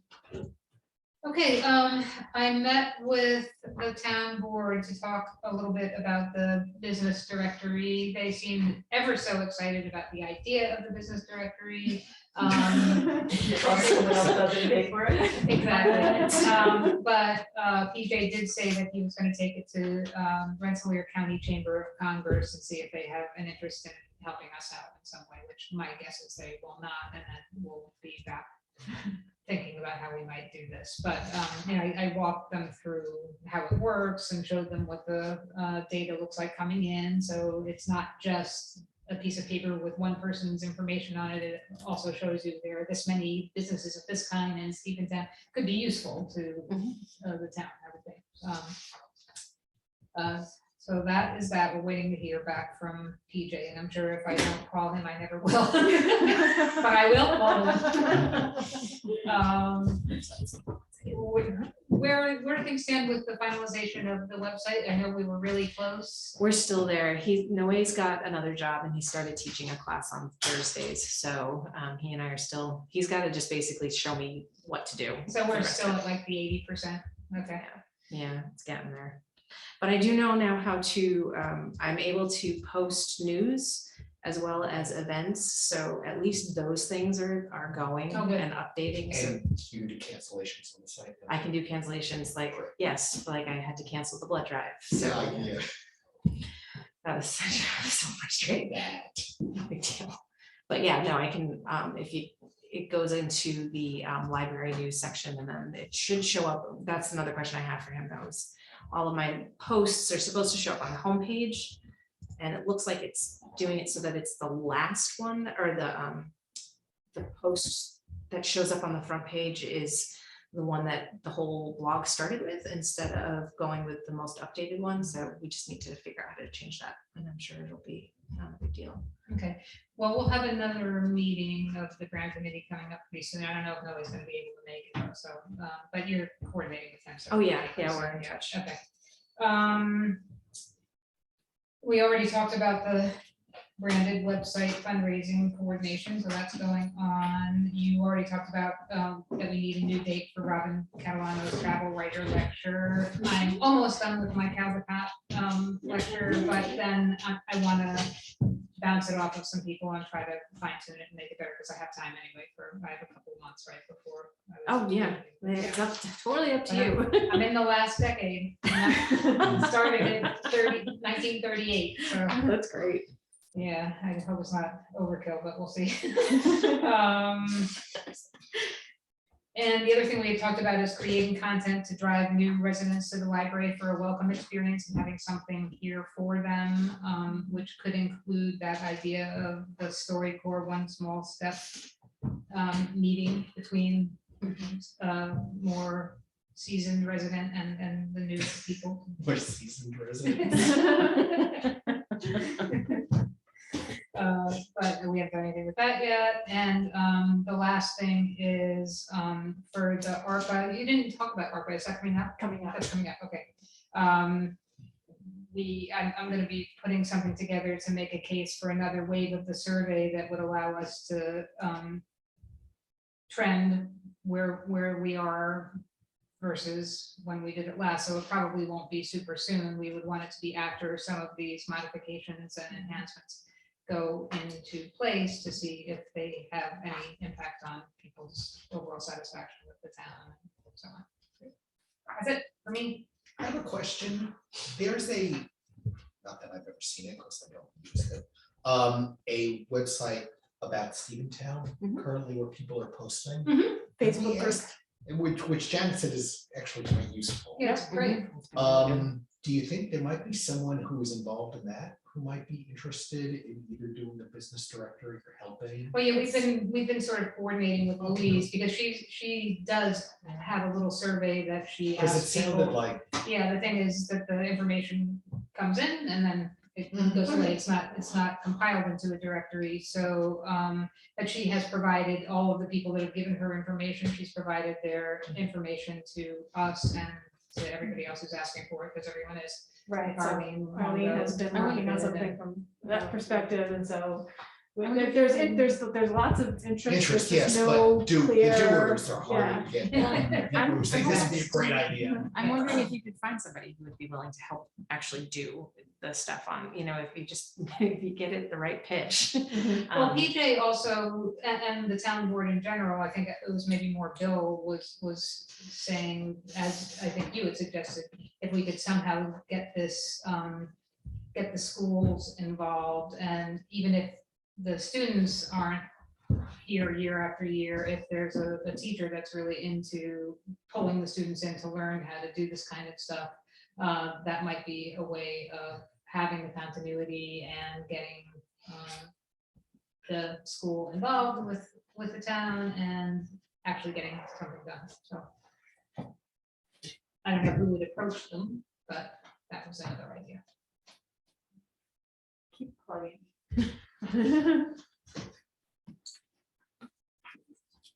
Okay, recruitment, there's I don't think there's anything to say because we're very happy that we have 3 board members, so we're gonna rest on our laurels for a month or 2. Let's not rest on our laurels. What about the youth committee? And youth committee, we don't have a report from Rebecca. I don't think there is much to add besides the Easter party at this point. And then summer camp planning will be that'll be well, in full going swing. underway, so. Administrative committee, I think you already touched on that, the policy work, we started to talk to Kim to pull together that with the hopes of also involving Sandy Nathan, who might be willing to volunteer to actually help draft up some of the, Yeah, and it was interesting, Tim said the only mandatory policies for a library of our size, we already have two of the three. Conflict of interest is one of them, we have one. Sexual harassment, we have one. He said internet use policy. I know we have a laptop policy, but I don't think we have an internet use policy. So We that would be the don't. one that we would have to make sure we have, because that's mandatory for, even for really small libraries. But so I'm updating the spreadsheet that I had put together, and it has the dates when the policies were approved, and you have 5 years within which you need to review it and either update it, or if it's fine, then it isn't. But so it has those dates when everything comes due. So I'll clean that up.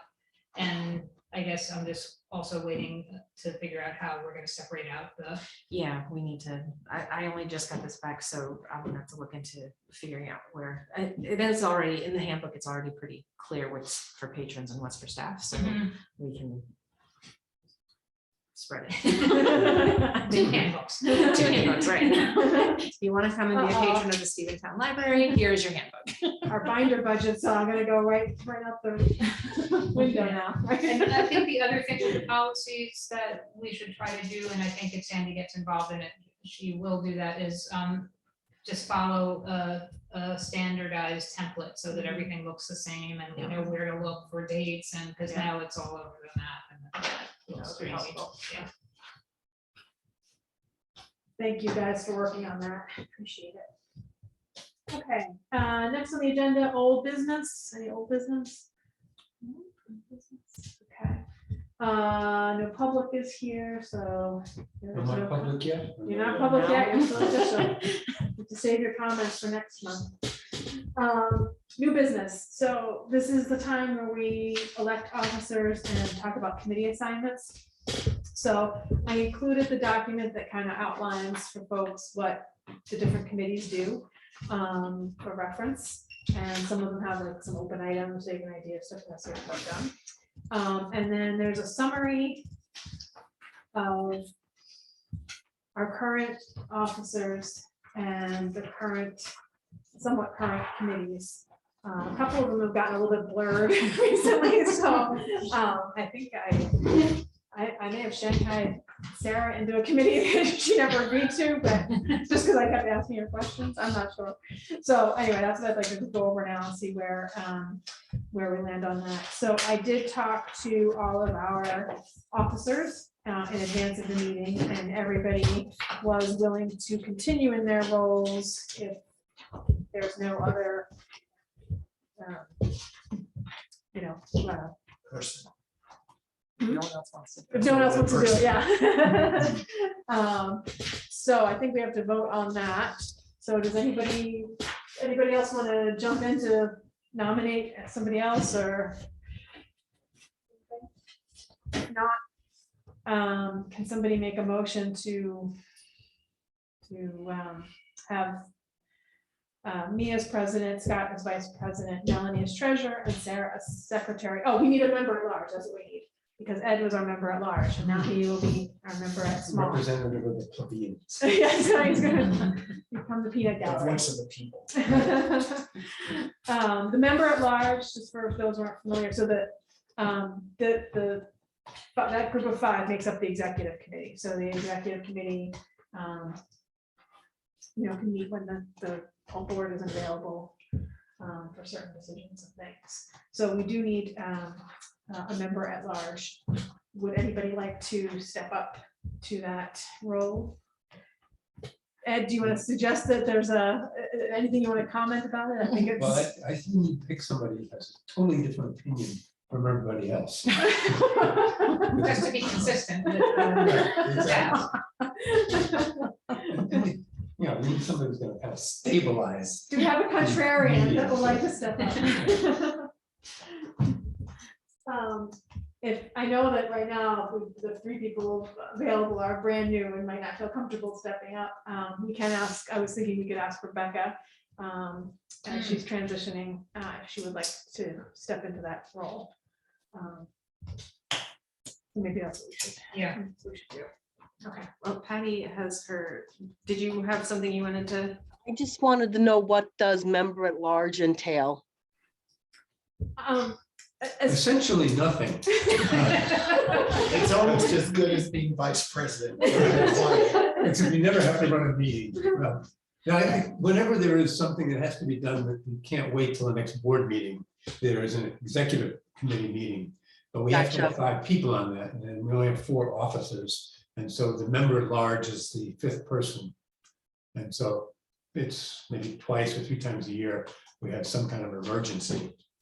I mean, the hottest one we ever had was when some Democrat wanted to put a sign up on front of the library. And gee, should we do that or not?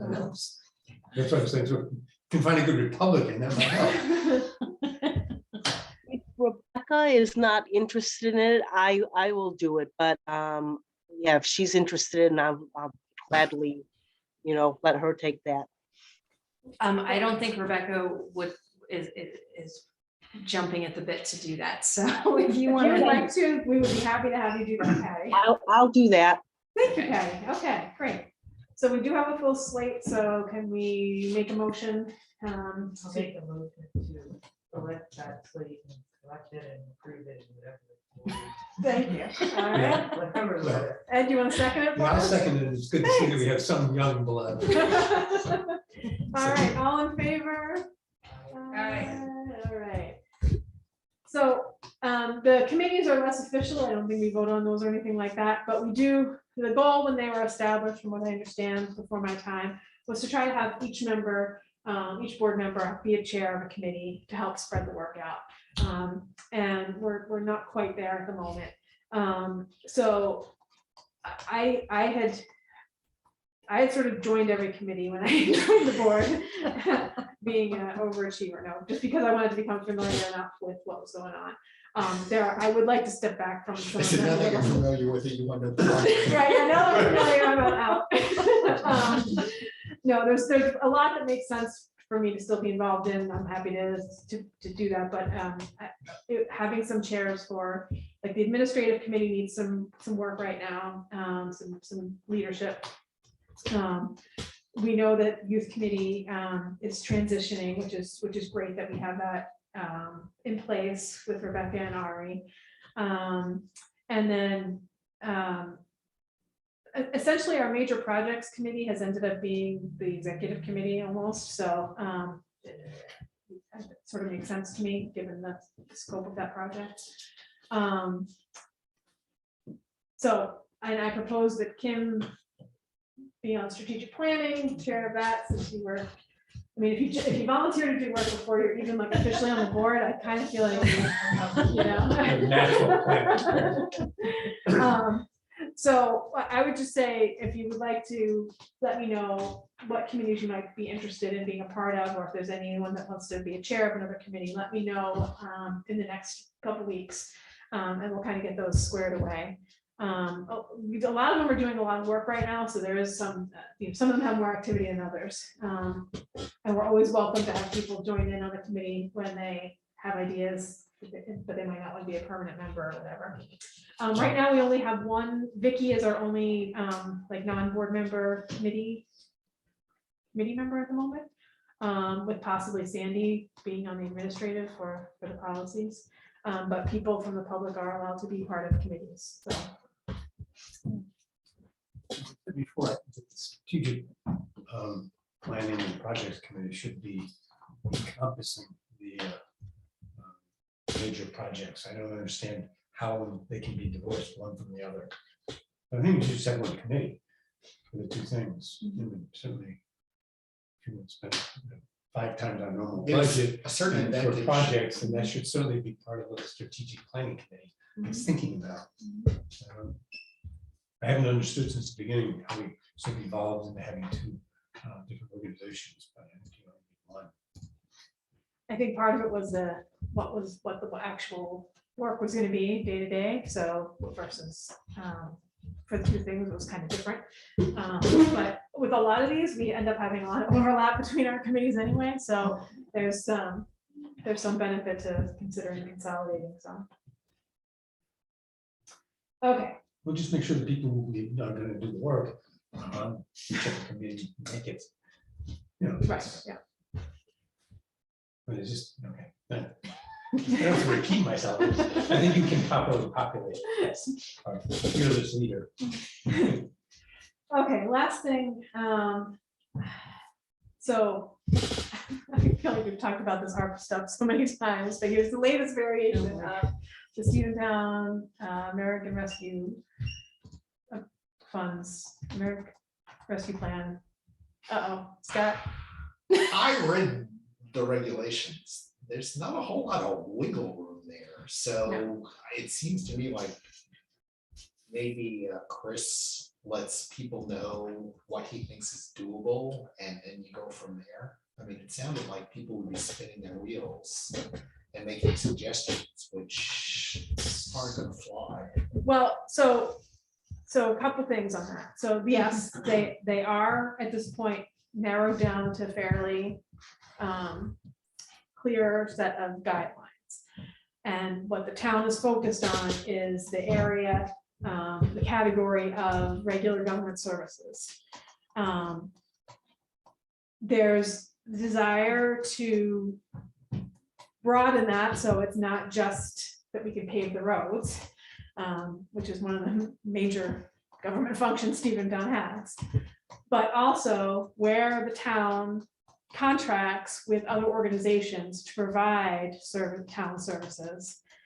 They are open to sort of building on that as a traditional government service that's been provided.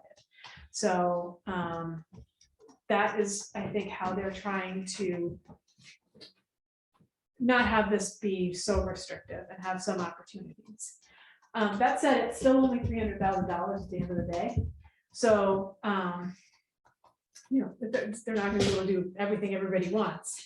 But But they're willing to use some to expand who they contract.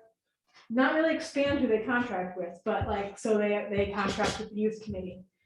I mean, excuse me, they contract with the youth committee with the library. So there's things that the library provides as a service to the town that actually has a contract. And they can. So that is a government service that they provide through the contract with the library.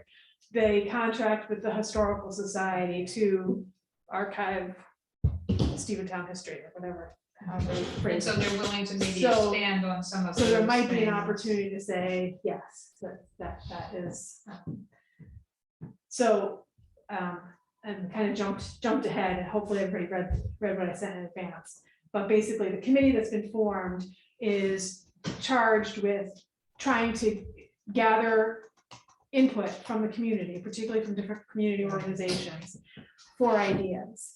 Bill Jennings in particular, who's the chair of the committee, I think wants to use this as an opportunity also that we could build off of afterwards. So even if there's ideas that come in and they don't meet the ARPA guidelines, They're ready for the next. that maybe they have an idea of something else that could fund it. Maybe there's another way to look at this. Maybe it's a way to start the discussion and see if this has some legs. Maybe we can So- raise taxes. That'd be nice. So they're also open to looking at things, it sounds like, things that could be positioned as a pilot program. So things that, because this is not intended to necessarily expand things that then don't have support later, but, you know, something could be a pilot program, something like that. So again, none of this is guaranteed, and the committee is just gonna gather the ideas, evaluate them, prioritize them, and look at them against the guidelines to try to match them up. And then that goes, a written report goes to the town board, and they're the ones who will evaluate and decide what they do with it. They may say, thanks very much, we're gonna pave the roads and put in some culverts. And So if there was the plans to like expand, do some new kids programming stuff, then maybe they would give more money to the youth committee than they normally do. right, exactly. So I think the youth, for us, the youth committee is sort of our That's best the key, opportunity and right? really the one that would match. And Yeah. to me, what I was thinking of, and this is just my opinion, just to start the conversation, but, we've been struggling recently with where we house some of our programs. So our outdoor space is challenged, things like that. Perhaps if we could say, expand that to be able to say, we need to rent the fire hall to be available for more programs. So we don't have these weather issues and we don't have the space concerns, so that we have room to spread out as we still continue to deal with pandemic issues. That might be something that. And that's a double, that's a win-win, because Right. it expands programming, plus it gives the fire department money too. Exactly. So that seems like that could be a really appealing. And I think it's fairly low, Yeah, low cost and Yeah. low, what's the word I'm thinking of? It's not like controversial or anything, it's not way outside of any sort of bounds or anything. But it would be a benefit as we plan these programs and. Right. Yeah, so I realize, Rebecca's not here for this, so I want to talk to her about that as well. The stuff is due in 27th, there's not a lot of time for this. But if it's something simple like that we're thinking, that's pretty easy to pull together. It does not sound like there's an opportunity to, fund the addition or anything like that through this. The town itself does not To provide fund the library addition. services, so. I thought you said what? She said. Oh, no, it's no. Not enough, no. Never mind. As I understand, this is a one-time dollop of money, right? Correct. So probably the focus on is something that we want to make as a structural improvement. Like we're talking about the children's things, something like a carousel. And I'm just thinking some oddball thing, but something we would actually, as a one-time shot, we don't want to spend a program based on the fact that we get money for one time. But we might want to build, some kind of piece of. boardwalks across the backyard. Or at least there was very little. You should hit boots. Yeah. Last for Capital capital construction is not what this is about. Yeah. No, but it is, one time, and so this is something we can do for the kids, for the town. I mean, the focus of this program is to pay some money for lost revenues or address the additional services that were generated by COVID, which put local governments in worse financial positions. And that's sort of what drives a lot of the stuff. I mean, there's wiggle room, but I mean, whatever the town's willing to do, go for it. Right. I mean, that's The the bottom line. the interesting thing is that, the calculation on the lost revenue is done at like a county or some other level, Right. and is not actually necessarily reflective of Related. what happened. There isn't Yeah. really lost revenue we're making up. There isn't really things that in the end, we weren't. I wasn't trying to be that glue and affected doom, it was just simply, Yeah. whatever they think will Yeah. fly, just Yeah. go with it. Yeah. That's So- not our- It is kind of interesting that they'll want these ideas surfaced so that even if it doesn't fly for this, we have it. to- Right, I think it's an opportunity really to start those kind of conversations and maybe. Find other ways Right. to fund things at a later date, maybe. Yeah. If there's a lot of enthusiasm around it. Are there numbers of kids programs increasing in? Are more people using story time or something after COVID than before? Like, is It there- seems like it. So I mean, could it be used to just say we've had to pay, for more story time hours, just for payroll? Like, can you just supplement payroll? The only thing that have to keep in mind is the town itself, they don't provide the government service of the library. That's, Oh, right. And it's just so these it's services really they're like the providing. youth committee is what Right. they're funding. Yeah. So, teen programs, we could Yeah. make that type of argument, but I think for general programs, no. I'm thinking something like the draining or building up the yard a bit, so that we can have the program all summer. Like last year, everybody was slogging around in mud. That doesn't go away. Right, I think, I'm just trying to find something that they could actually look at as a one-time expense, and it certainly was a problem during COVID. What did we do with the kids? We had to go have time figuring out what to do because they couldn't go out there in the mud. Oh, but they did anyway. Yeah, but that's why if we're able Kids to, like mud, but if part of that is that we are able to use the fire hall and our pavilion on the Right. grounds during the camp That's- season, it's also more immediate, like we don't have an immediate solution to our backyard problem, so this would give us a this year solution to, or, opportunity, Because we don't know what's gonna happen back there. It's Right. probably gonna be a mess, so. How do they get transported over there? They just walk. They can walk it? Yep, and I think Aldi at one point even put cones up so that they could just walk on the other side of the cones and. Yeah, that's what I was wondering about the safety. I mean, they have to go to the town, sometimes they go to town hall and they all just form a line and the counselors are very happy to be the traffic control. So I will touch base with you and Rebecca, and Ari as well, just to sort of see if we want to pull that together. Any other questions or comments on that? So for our next board meeting, I think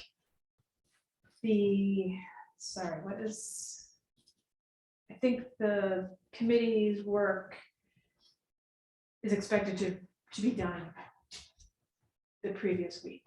So hopefully I would have an update, not on the decisions or anything, but just sort of what progress the committee has made for our next library board meeting. Okay. Correspondence is the last thing on the agenda. So a couple things we already mentioned, the core trustee training. Kim mentioned the state budget with the funding in there. So there's two updates, one from you, Upper Hudson, and one from Nyla on budget things. You can see that. There is Nyla Spring on the Hill is coming up, where they have a day of continuing education session and meetings. That's in May. And then you can make meetings with your legislator the following day. That information is there. And there is an editorial intellectual freedom that Upper Hudson sent around that there does seem to be a lot or increasing number of challenges, book challenges, things like that happening. So being familiar with that issue is something we should probably be doing right now. And then the last thing is the Upper Hudson annual celebration is coming up in person on June 3rd. It's a Friday evening. I don't get the inside joke or whatever that's in the email. They say the location of the event is still being kept under wraps for a little longer, but if I gave you 29 guesses, I know you'd get it right. So I don't know if that's an Albany reference or what, but is it the last one in Albany or was the last one? I certainly know what's going on. Oh. They'll let you know when they decide. Okay. Anyway, so that if you want to just, if anyone's interested in that, pencil that in the calendar for now. It sounds like it'll be nice to them. Yeah, it usually is. Yeah, it's usually.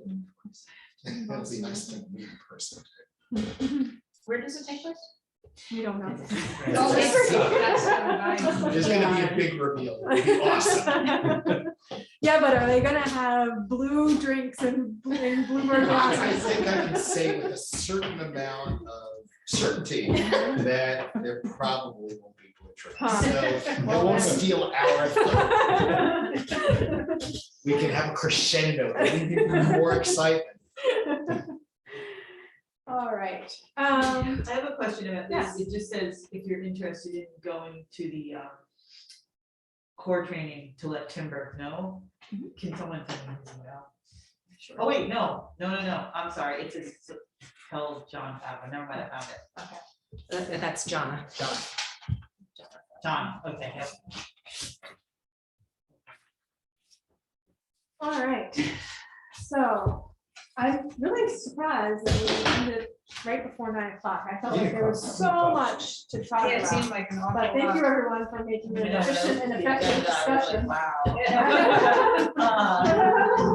Thank you all very much. It's been great to have everybody here for the first meeting. Ed, we thank you for your many, many, many years of service, and we do have, well, I guess we should. listen to- Before I let's- make my last motion, which Okay. is to adjourn, I Uh-huh. want to say that it's been a good 8 years. This place is a lot better, much more enthusiastic and happier than I was when I started. And I think it's a lot more effective.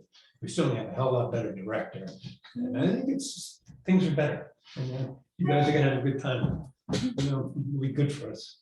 And so I was happy you gave me the chance to be on this board. Well, we really appreciate everything you've done to help get us to this better place. I will Anyhow, try so I the now move- contrary whenever I can. I'll try the contrary whenever. Oh, I can. good. It wasn't on purpose. It was just natural. Exactly. Reason. Anyhow, so I now move that we. I second the motion. All in favor? Aye. Aye. Thank you.